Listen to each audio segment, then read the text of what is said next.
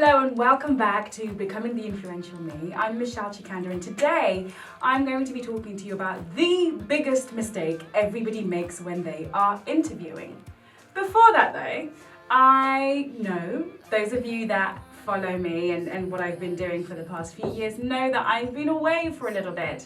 I was taking time out, reflecting, thinking about things, thinking about you guys and what you need from me, thinking about what I need, etc, etc.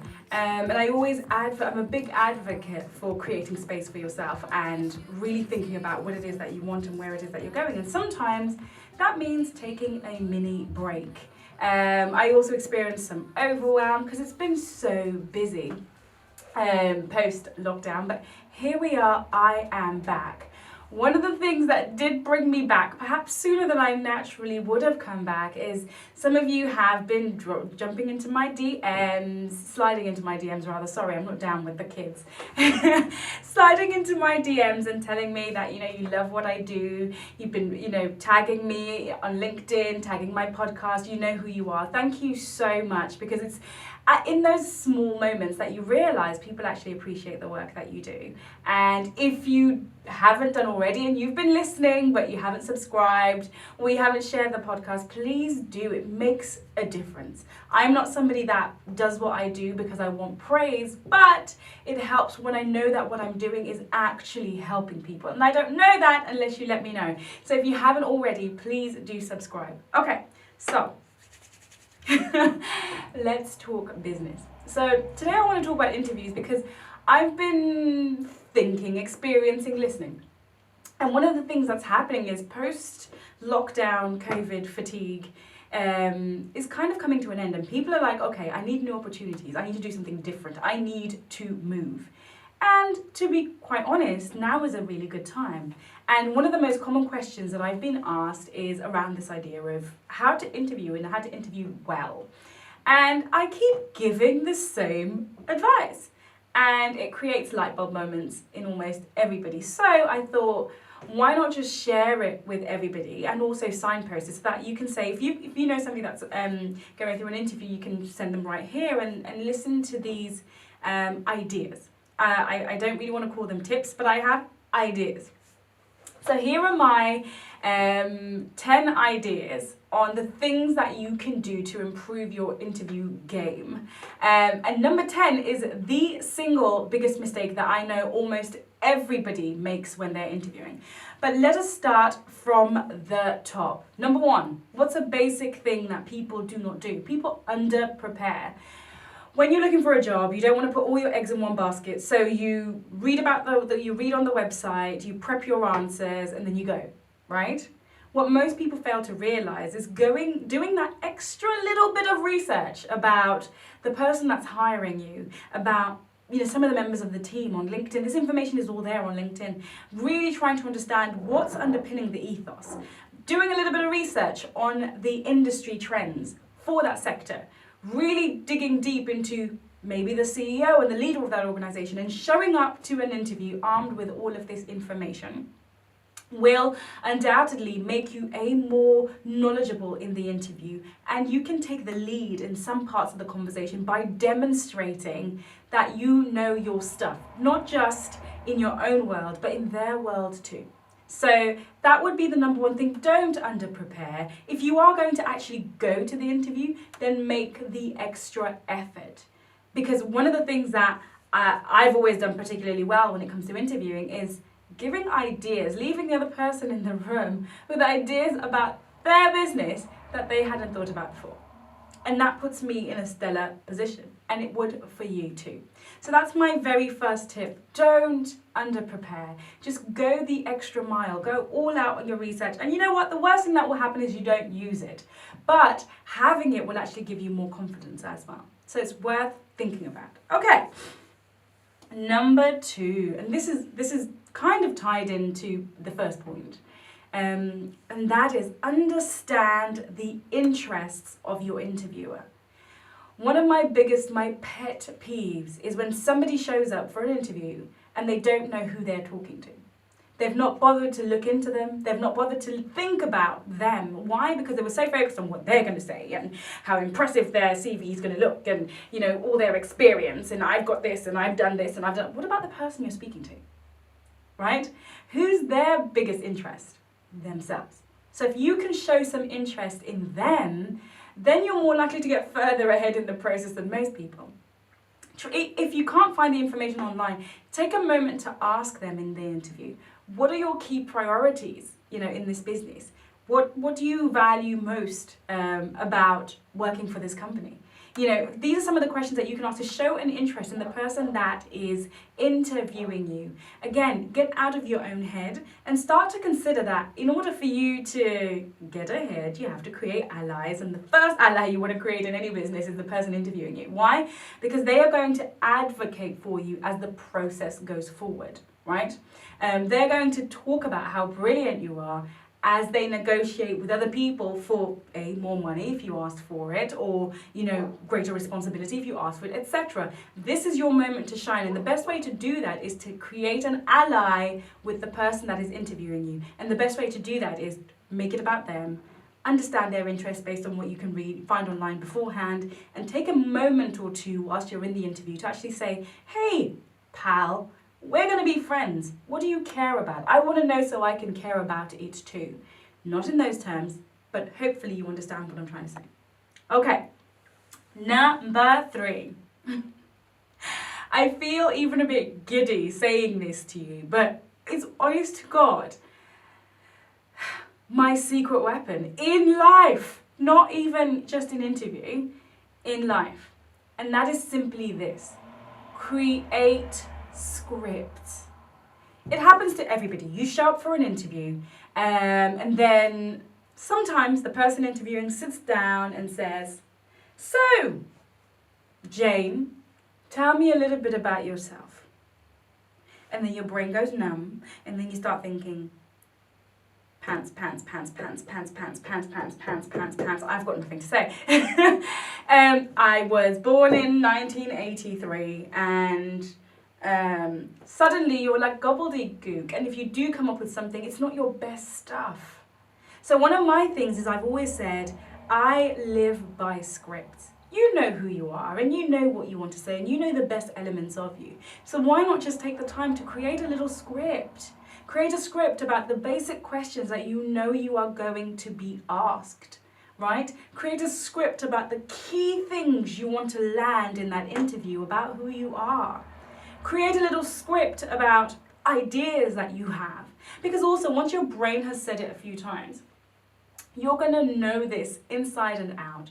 And that's how you want to show up. And even if you don't remember it, you remember a few lines. And it's better to have a couple of lines of your best stuff than, 6 or 7 or 8 lines of absolute shock in the moment, just figuring it out stuff.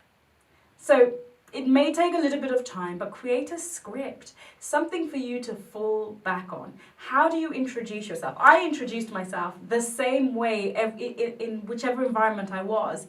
For 3 years, I probably said that same script, maybe 50, 60, 70 times in an introduction. So it became second nature, but it started with a script. And people would say, oh my gosh, you show up so well, you're naturally, instantly engaging. Why? Because of my script, not because of some magic powers that I have. Because it's just that little bit of extra care goes a really long way. And also, I always like to think, I don't want other people forming an impression of me that I haven't formed myself first. So I can't expect people to think I'm amazing if I haven't created that impression within myself first. Just putting it out there. So that is it. Create a script. Or scripts. I have so many. Okay. And then this leads me on to the very next point, and that is speak out loud. So a lot of times maybe you write things down, and then when it comes to saying them, you can't really articulate yourself. You're overly thinking things through. You're looking down. You're not looking up, or whatever it is. You get totally taken in the moment. So what I've always done is, whenever I have an important meeting, there are certain things I want to nail. So I will say them out loud to myself before I walk into that environment. So it could be something like, I am a staunch believer. I'm a staunch believer in excellence. And I believe that if something is worth pursuing and if something is worth doing, it is worth doing to the highest standard. And then I would repeat that over and over to myself, so that when I show up in the interview, suddenly I'm like, yeah. When they're talking about something else, I suddenly drop in my pre-prepared remarks. Like a politician. Yeah, I've got pre-prepared remarks. And that's the thing. A lot of times we see people that speak really excellently and eloquently, and what we don't realize is they've done some prep work beforehand. So just do have a certain way of introducing yourself. Practice in the mirror, saying it out loud. Hi, my name is this, this, and this, and what I absolutely love about what I do is X, Y, and Z. Here's what makes me particularly brilliant at doing X, Y, Z. Practice. And that's what I did for any interview that I had. I would always have scripts, and I would always most definitely say them out loud. I'd create mind maps. If I really wanted a role, I'd really go deep into creating mind maps, sort of thinking about where the company values are, what the company's about, and how my values and what I am about align, and creating statements or phrases that I can just drop in spontaneously in the interview. But that's because I created scripts, and after that I practiced speaking out loud. Now let's stop for a moment, because we are almost halfway through. Why do I do this? Well, the reason I do this is because every time I've had an interview, I've always interviewed for a role that was at least one level above what I was supposed to be, where I was supposed to be. And so I needed to work in order to get roles. Where is the fun in interviewing for a role at the same level? So if you're jumping up, then you also need to up your game in terms of how you speak, how you think, and how you do things. But I'll come back to that point. Okay, so because I was able to get more money each time and get more responsibility each time, it was necessary for me to do the necessary preparation to demonstrate that I had some of these skills when I actually got into the interview. Okay, let us move on. Idea number 5. Idea number 5 is ask the right questions. I love it. Right at the end of the interview, what are they going to ask you? So do you have any questions? And you're like, what's the team like? What's the culture like? What do you enjoy most about working for this company? And you're just like, your questions are so glib, they're so obvious. Really use the opportunity to ask the right questions. Ask questions that move the needle. So ask questions like, if I was in this role and I was hyper successful, what kinds of things would you be expecting me to be doing? What does going above and beyond the current role mean for you? What does, I can see the job description, but how could I excel? What are the people that are excelling in this current role doing? These are questions that demonstrate that you are not just coming in to take, but you're coming in to give, number 1. Number 2, you also have your eye on the prize. I cannot emphasize enough how important it is to show ambition. And so people will walk in, for example, and they'll say, yeah, I'm a results-driven person. That's what it says on their CV. And then they show up and they ask nothing about results. You're just asking about inputs. Well, no, demonstrate that you're results-oriented by asking what results can be expected of you and what smashing those results means, right? So just putting it out there. It's one of my most, it really frustrates me when I see people going into an interview and acting differently to what it says on paper. If you're ambitious, demonstrate your ambition through the questions that you ask. If you are detail-oriented, demonstrate your detail orientation through the questions that you ask. Just putting it out there. Okay. Number 6.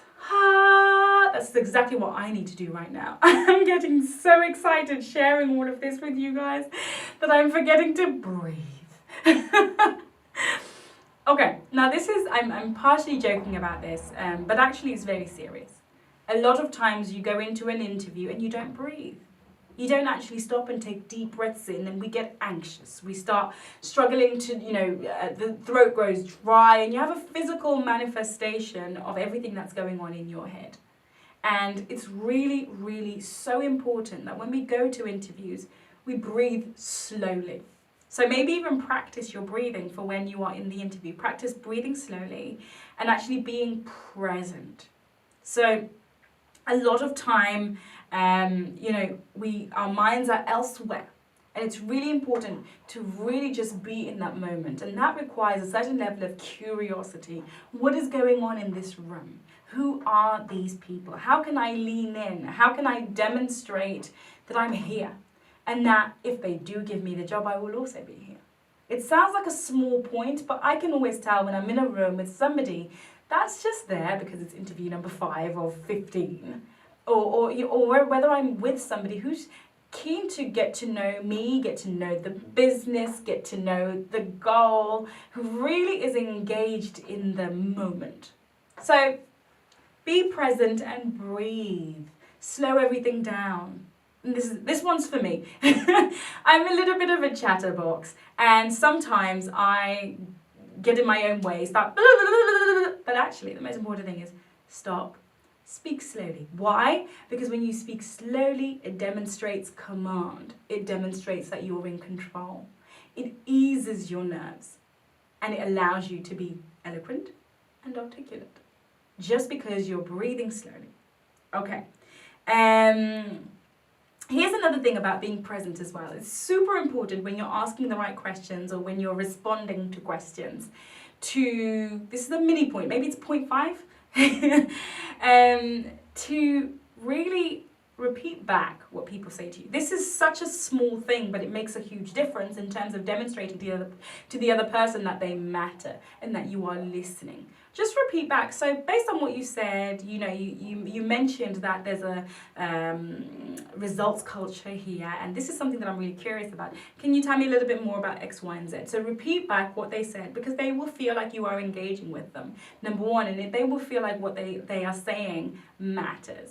So sometimes just repeat back or use their language when you're explaining something else. Use little phrases like, as you said, or, I'm in agreement with, phrases that make the other person feel like, okay, we're on the same team here. We're on the same level. This person gets it, right? Okay. Okay, I can't count. 7. Number 7. And this is to do with being present and breathing as well. All these things are interlinked. And that is simply this. Get out of your own head. A lot of times we come into the interview with our head full of stuff that we want to say to the other person to impress them. But what happens is when we are actually in the room, we then forget about the room, about the person that we're speaking to, and just start to go into our own heads. Oh, I didn't say this. Oh, I should have said that. Oh no, this should have happened. Oh, and then when we're out of the room. So a good way to be present is to just say, you know what? My notes are there, they exist, they're great. The information I've researched is great, but just before I walk into the room, I'm going to make sure that I get out of my own head and focus on what's going on in the room. If you say something incorrectly, it's fine. Don't get into your own head. Give the other people in that room space.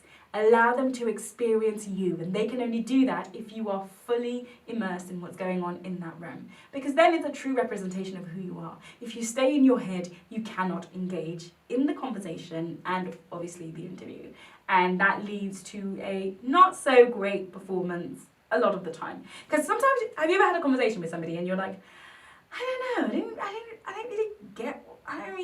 didn't understand what they were about. I didn't feel like I connected with them.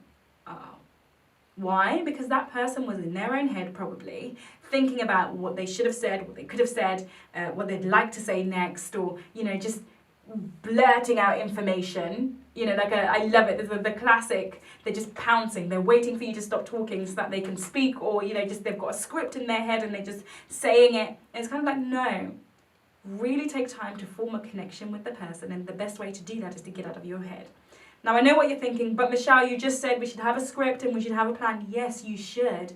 But that plan is not for you to blurt out in the interview verbatim. No, it's there to prepare your mind for the kinds of things that you should be saying, to give you an idea, a clear structure of how you could run that interview before you walk in the room. Once you're in the room, your brain should hopefully have taken some of that in. But once you're in the room, just be in the room and engage with the other person. This sounds so basic, but a lot of people don't do it. Why? Because they're thinking about what's going on with them and how perfect they should have been but weren't. Or how perfect they're trying to be by having this great script or this great plan or this great experience they want to share, missing that actually the most important thing is the person you're speaking to and really engaging with them. Okay. So stop being inside your own head. Ask the other person questions like, does that make sense? Am I being clear? Would you like a little bit more information on that? Or is that clear? To show the other person that I want you to get what I'm saying too. So reach out to them in your conversation. Or do you know what I mean? Does that make sense? Or whatever it is, cues that allows the other person to engage with you. Okay. Oh my gosh. Okay. Number 8, this is a bit of a funny one, but this is just a simple rule of thumb. Do not rush to an interview. Do not rush to an interview. Why am I saying this? Once upon a time, this was my second ever job interview. I was rushing. I already had a job and I was going out to interview, and it was between something like 3 and 4, so I had to leave work at this time, but work would only let me leave at a certain time, so I was rushing and I got to the interview, went in, absolutely smashed it, obviously. Absolutely smashed it in my head, and then walked out and then realised I was wearing this gorgeous pencil dress and the zip on the back was only half done up. Yeah. I went to the interview, so as I walked out of that room, my dress was half undone. Why? Because I had to change, I had to do this, and I was rushing, and I didn't really take care of the finer details. So my advice is, when you show up for an interview, first of all, put your clothes on properly. Second of all, just to allow you, because interviews are anxiety-inducing enough on their own. Try to create conditions where you're not rushing, where you're calm, where you have time to have a nice warm drink. Because anxiety will be present at some point, but if you can help it, try to eliminate some of those factors like rushing or like having a meeting beforehand or whatever. Just try and avoid rush and anxiety before an interview. It sounds silly to say, but sometimes we're just so keen to get the interview that when maybe a recruiter or the hiring manager or the HR person says, can you do between 3 and 4? And you're like, yeah, I've got a meeting, but yeah, I can. Try and avoid putting it at a point where you have other things on either side, just so that you can be calm and be fully present and breathe and really just knock it out of the park as you would without feeling time constraints. Okay. I repeat, please put on your clothes properly before an interview. Okay, the ninth, number 9, we've got the biggest one is on its way now, we're close, is have a sense of humor. Make me fall in love with your personality, right? You don't have to be funny in an interview because sometimes it's not appropriate, but what you can do is smile. Make the other person feel at ease. I've seen people walk into an interview and then they sit there like this. And then they're like, and it's like, oh my gosh, I'm scared to be in the same room as this person. And it's really just showing I'm a relaxed person. This is how I work. I work happy. I work relaxed, right? And then you can have the interview. It's a small point, but it causes the process to go smoother. And it creates a positive impression just because you smiled, just because you were open, made the other person feel safe interviewing you, made the other person think, I'd like to work with her. And this is really what I mean about sometimes it's the smallest detail because you're so in your head, you've got a script, you've got exactly what you want to say, you want to demonstrate your prowess, your great skills, that you forget to just smile and relate to the other person and be soft and really just shine, because you had things to say. So just be mindful of that. Now, number 10, the biggest mistake everyone makes when they go to an interview. Are you ready for it? Starts with a P. It's perspective. I've seen so many people go for interviews and really lack that perspective. It's almost like they go in with a begging bowl and they're like, I'm the person, in a begging position, and so I have to say all the right things. They can do no wrong.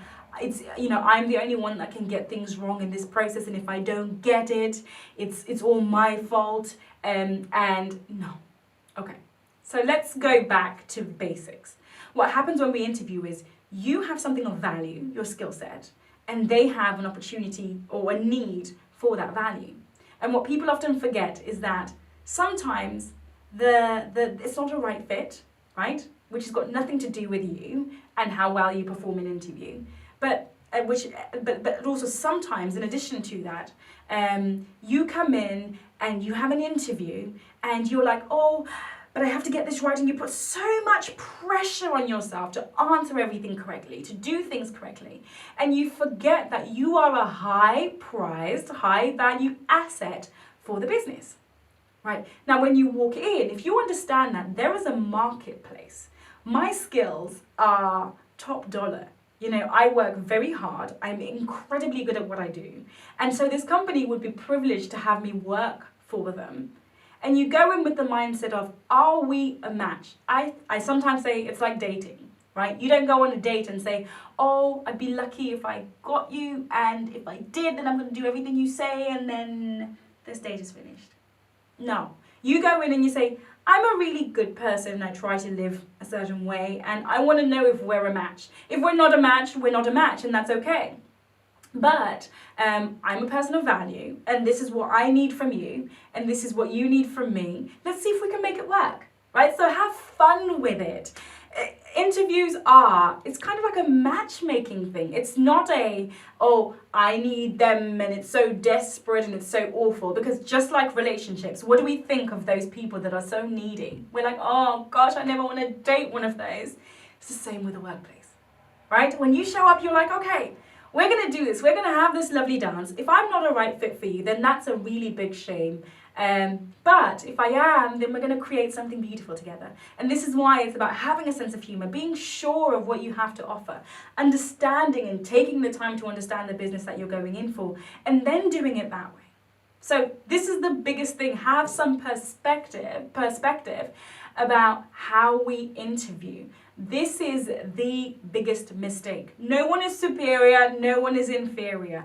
It is just a case of, are we a good match? Perhaps, and this then goes on to the next part, which is after the interview, you could even ask, was it that it was not a good match, and why? What skills do you think I was missing? Can you be kind enough to tell me so that when I go on my next date, I can be better? Because it is really that simple. You don't know what's going on with them, and they don't know what's going on with you, and it's just a case of trying to figure out whether you're on the same wavelength. So perspective.